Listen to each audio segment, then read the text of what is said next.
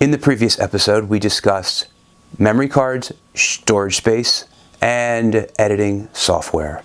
In this episode, we will discuss sound and lighting.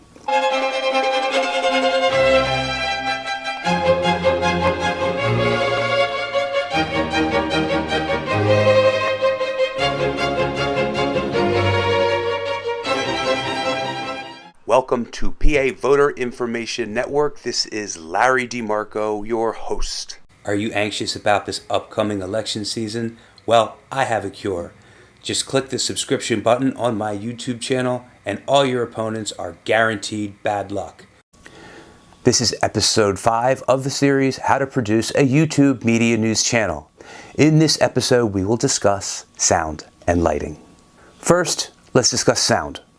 I recommend the Rode Boom mic.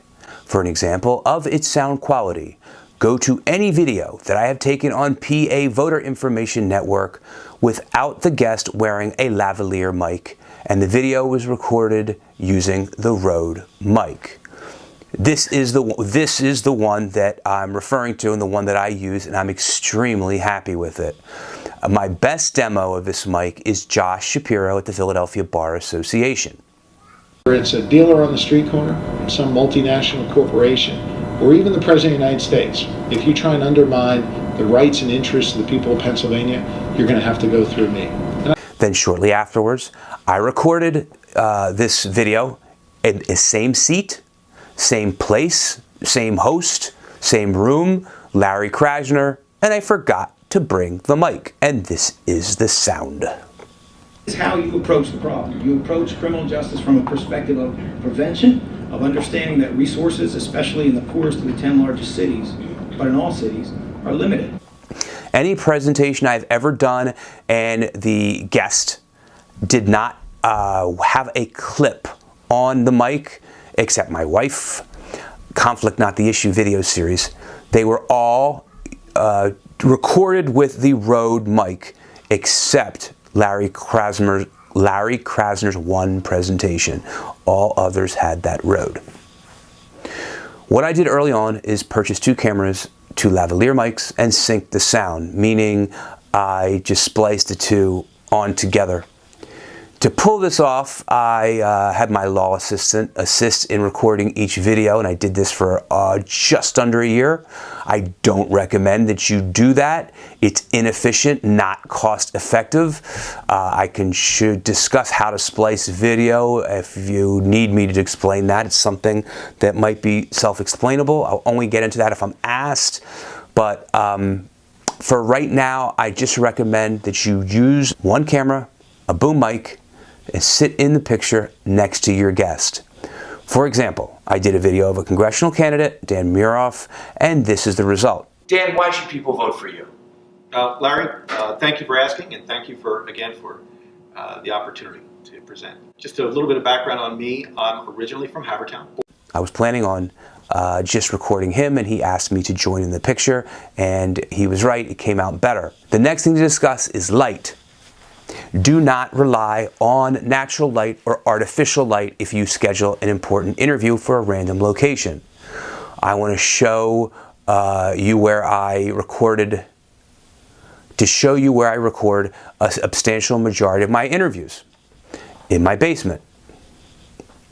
My house is busy with children, so I'm banished to this dungeon, and I rely on these 4 lights. Once I was on with iMovie Tech Support, and they saw all my videos and through a screen share, and he complimented me with my lighting, and he said that other channels that he reviews are not as diligent with the lighting. So if you are invited to a interview guest's office, make sure you have good lighting, because often the guest does not think of how their room would look with a camera. It makes a big difference. It also took me a little while to learn how to improve the light setting on my camera, because I always just wanted to use automatic, and there are some video shots in the automatic which appear too dark. You can fix that. Change the setting on your camera by switching the setting instead of automatic to the P button. Hit the AV on the back of the camera. and then slide the setting all the way to +5. That way you will have a much more natural setting when you shoot in a dimly lit environment. Now let's talk about the green screen environment for a moment. I use this background because my walls look like garbage. I give you a much better atmosphere by using this background along with a picture of other areas in my house because the house is usually being used. If you have other rooms, I recommend that you use the other rooms. The green screen software is cumbersome and requires an extra step. Your best setup is an attractive background without having to use a green screen. Another option is to skip the green and just throw a black screen on the back and use plants. You want to get into your studio and start recording. Be time efficient, otherwise you won't want to produce nearly as much.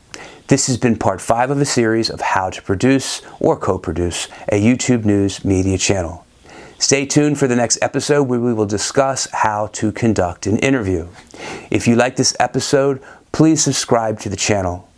Forward the link or channel to anyone who you think would also be interested in being an intern, a watchdog activist, or host of a YouTube media news channel.